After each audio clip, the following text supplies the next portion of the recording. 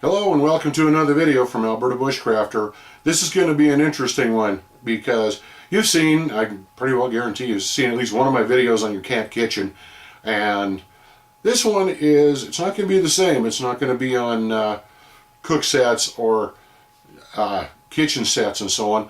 This one's actually going to deal with extras and add-ons, what you put in your food bag.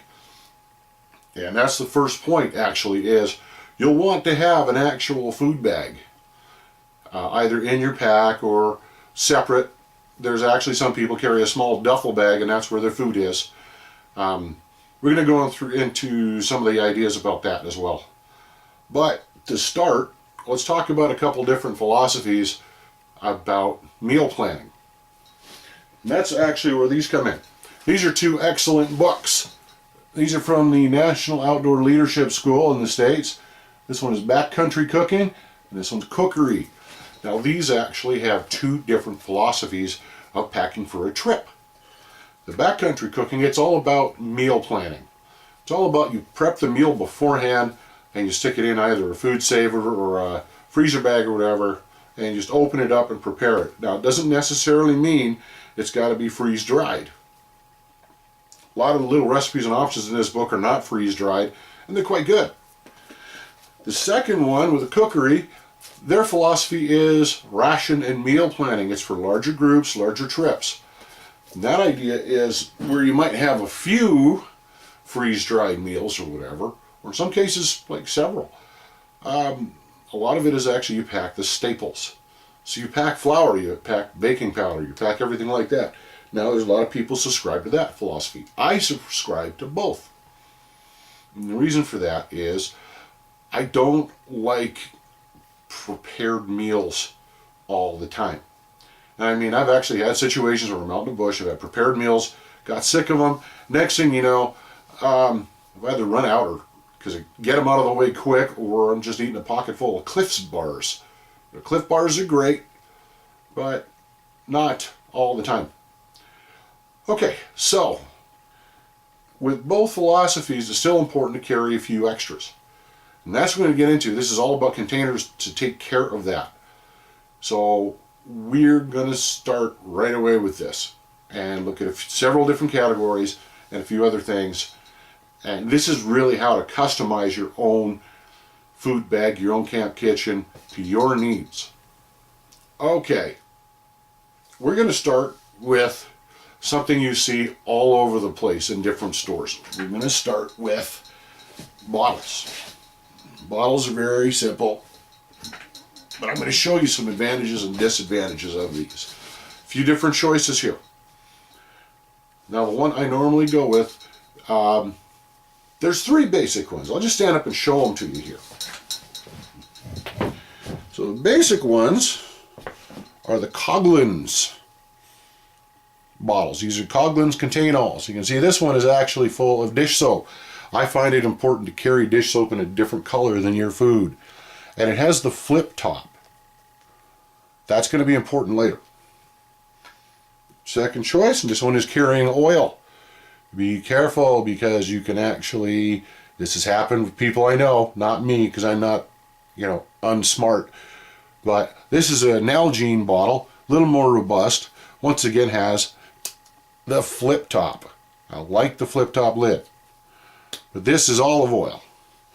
What I mean about being careful is make sure your laundry soap, your dish soap or whatever camp soap is a totally different color than the other stuff you're packing, so you're not going to mistake it. It's nothing like throwing yellow dish soap in your coffee because you mistook it for honey. Another choice for bottles is another Coghlan's contain-all. This has a screw top lid. I'm not huge on these because they are a little flimsy. We'll get to those in a moment because these are your other choices. This is a neat one. This is GSI. They actually make these collapsible ones. They actually take less in your pack. They say these are 60 mils, but that's full to the brim. Now one of the neat things, you see this one hanging over here. This is the solid cap. And it has, instead of a flip top, I call these a pop top cap. I don't like those so much. Fortunately, there's a little, oh, there's no leash on these, but you can sort of tie them together sometimes. No, these you can't. So what you do with these is you put the solid cap on while you're traveling, and then when you need to, nice little lanyard there so you don't lose it. Then you put on the pop-top cap when you're in camp. A little extra work, but it's only a few seconds. I don't like the pop-tops, so we'll get into that, because the reason I don't like the pop-tops are because they can open. That's why this one's marginally okay, because you've got this spare lid. And then another choice for bottles, which you will not see from me, is the old Jerry tube. That was a big, long, about 250 to 500 mil tube. It was plastic, and you spoon your stuff in, and there's a little clip, and you fold it up like a toothpaste tube, and a black cap on the end. Well, the reason I don't have any of those anymore is they broke. If I've either broken the clips on them, or blown a cap on them, blown a cap right out, and got food all over, well, margarine or peanut butter all over your bag. Fortunately, you're keeping those separated in your food bag, so there wasn't a lot of damage. I hope you're doing that, because it's important to do so. So, don't really use those anymore. I know some people do. I know that because you see spare parts from them all over the place, and that's the thing. The reason they got spare parts is because they keep breaking. Right. I don't want that. So this is sort of the 21st century equivalent. Not as much in there, though. We'll get up close. This is the Human Gear Go Tube. Now this has got a little suction cup on it. They also have a little label on the side. You can twist and turn that. But once again, it's got a pop top rather than a flip top. It's also got, you can hopefully see this here, it's got a little valve in there. To me, that makes these marginally acceptable. They sell these in travel kits. You can put shampoo wherever you want it, but these are pricey. These are the Human Gear Go Tube. These were part of a gift, so I actually have not tried these out yet. Now, why do I like the flip top over the pop top? Well, that's very simple. These are tougher to open when they're closed. You close this, tighten it down, this isn't getting anywhere. Whatever's in here is not going to wind up spoiling everything else you've got. This, well, it's fairly solid on this, but I don't know if I'd completely trust it. I don't know if I'd trust the other ones on the GSI bottles either. So that's one big thing, is with any kind of bottles with a top like that, I either go with the flip top, or in some cases, screw top. And, okay, this is another one. I'm going to get to that in a minute. Alright, so we looked at little bottles for your soap and your liquids and so on. And some good options there. You can also get the normal screw top ones. Now for bigger items, we'll look at this. Either for spices or dry goods or other big liquids. Now, you don't want to pack a lot of liquids when you're traveling in backcountry, because liquid equals weight. So, what I very often do is I'll carry a dry form of it. Either in ZipLoc bags, which I don't like so much, or in bottles.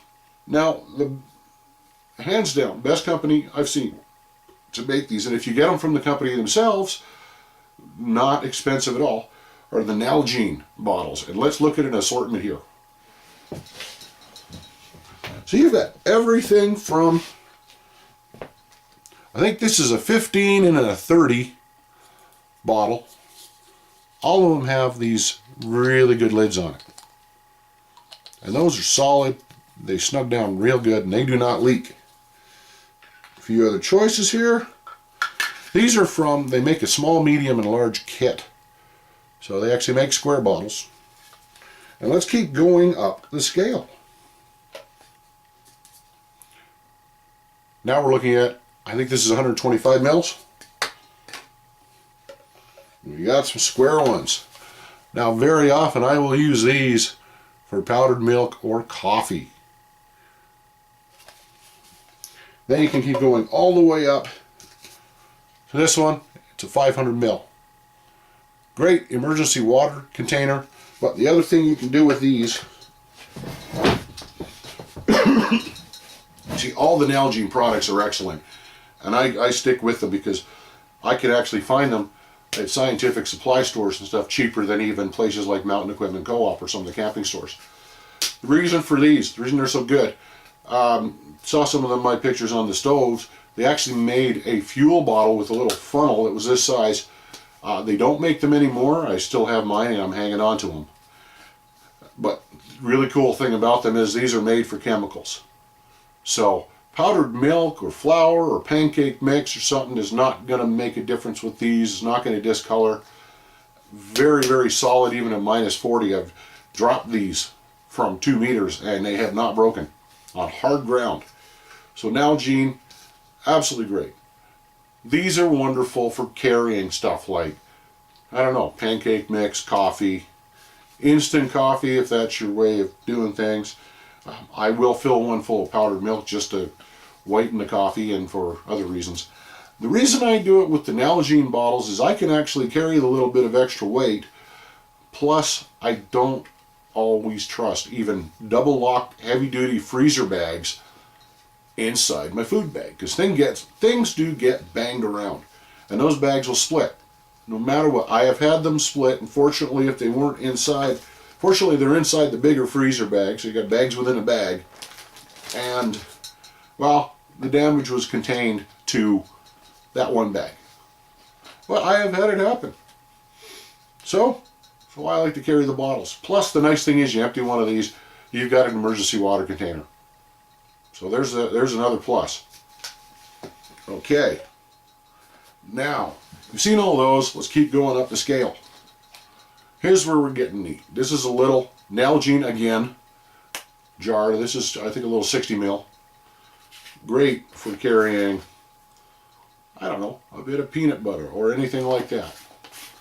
And keep going up the scale. This is a Human Gear Go Tub. Again, these were a gift. Pretty positive lock on there. I don't know how much I trust them. Good for spare parts and stuff too. But they lock down really good. Actually take a lot of work. You got to know how to open them. You just squeeze them and top pops out. So these are a great option too. A little pricey. Wouldn't have got them if they weren't a gift. And now we're talking more fun. This is a larger Nalgene tub. This is what you'd use for margarine very often, or for peanut butter, or anything like that. Because these screw down really tight and they don't leak. They come in even larger sizes, like so. I think this is a 250 mil. But yeah, this is again the straight-sided food jar. Very, very light for their size. And yeah, great. Some people like to go old school. That's where you get these. These are stainless steel jars. They're about twice the weight though. Something I don't always recommend. There's a bit of cachet. Folks don't want to carry plastic in the wilderness, and they want to get traditional, and they'll carry, some guys will carry these. You put a Ranger band over the top though, and that's the only way to keep these things from coming off. This will double as a small cooking pot, which is nice. Plastic won't work over a fire, but stainless steel will. But again, this is another choice. I don't normally carry these. I'll use them in the kitchen for spices and stuff, and nuts and whatever. And that's where these came from. But, you know, if you can take the extra weight, if you're going by canoe or something, these are acceptable. Especially if you're a no plastic kind of person, all that's fine. I, on the other hand, I'm all about how heavy is it and how much weight am I packing. I'm not an ultralighter by any means, but I like to keep the weight down in my containers. Okay, now we're going to step it up a bit more. Alright, got a video out on camp cutlery, so we're not going to discuss that. And about actually just a little chow kit from GSI and how I modified it. Might overlap a little bit there. But now what we're talking about is larger containers. Now, you've seen in my own backcountry camp kit, I've got the pop-up bowls from Aladdin for mixing and so on. But there are a number of other choices. And we're going to start with a great one here. Again, gee, why are you not surprised? This is the Nalgene tub. I think this is about 500 mils. It does not have markings. You can add markings to it. It's called a Sharpie. But these are great. This can replace the ordinary bowl in your chow kit. It is solid enough that in soft, maybe medium, non-rocky soil, it'll double as a digging tool. Plus, it's also a great receptacle for purified water. Can't really cook in it. The other nice thing I like about it is it's excellent for rehydrating stuff. A bit more about that. Another very El Cheapo option, though, you can just get an ordinary Rubbermaid container. What I'll do very often is I'll have some of my dried food, and it doesn't always fit. But like so, this works better with coffee. Little pouches of coffee I make up. But there we go. So you've got a container, you've got a mixing bowl, you've got an eating bowl. This cuts down on your other gear. Plus, hard container for perishables. I'm not big on the Rubbermaid though, because sometimes the lid is not always, well, it doesn't always stay on. And we'll get to why that's important in a moment, when I'm not dropping my breakfast all over the floor. Goodbye to that one. Seen this in another video. This was the GSI Fair Share mug. It's okay. It's okay, but it's not leak proof. But again, it's great. You can use this. These containers are good for carrying anything crushable. You can put crackers in them. These ones are the perfect size for a Ritz cracker. Big stack of Ritzes there. But yeah, so another option, kind of a pricey option, and to my opinion, not always the best option. It's nice to have the handle here, but not always leak proof, and we're still getting to that. So, another choice is ordinary Tupperware. My sister was a Tupperware rep, and so I've got a few pieces. This actually is in my lunch kit all the time. In fact, got my oatmeal here now. And since I'm going to work tomorrow, we're just going to put that in. This is the Tupperware microwave bowl, which is kind of cool because that lid is pretty solid. But you've also got this little valve here for, so it doesn't explode when you're using it in a microwave. I like this. I'll sometimes carry this instead of the Nalgene because of the handle. And this will be my bowl, mixing bowl, sometimes mug, and everything. So the two, of all the four I've shown you there, these bowls, these are my two favorite choices because the lids are good. The reason for that is when you're rehydrating dehydrated foods. And I'm not talking freeze-dried. I'm talking dehydrated food, stuff you've done in your own dehydrator. Very often what you need to do is cover it with very hot boiling water and then seal it and let it sit for anywhere from 5 minutes to a couple of hours. I find the meat takes the longest to rehydrate. So you can actually seal this up. You know it's not going to leak in your pack. Stick it at the top of your pack, and as you walk and as the pack moves around, it will sort of agitate it a little bit, and your food is rehydrated. So that's about it for the food containers, and we've got more than enough of those. But yeah, I'm going to toss this one too.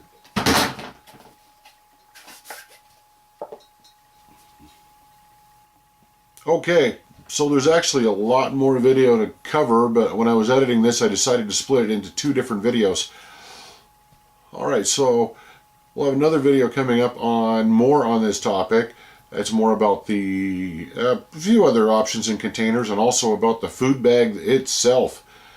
So, Thank you for watching another Alberta Bushcrafter video. My name's Dean. Take care. Talk to you soon. And good day.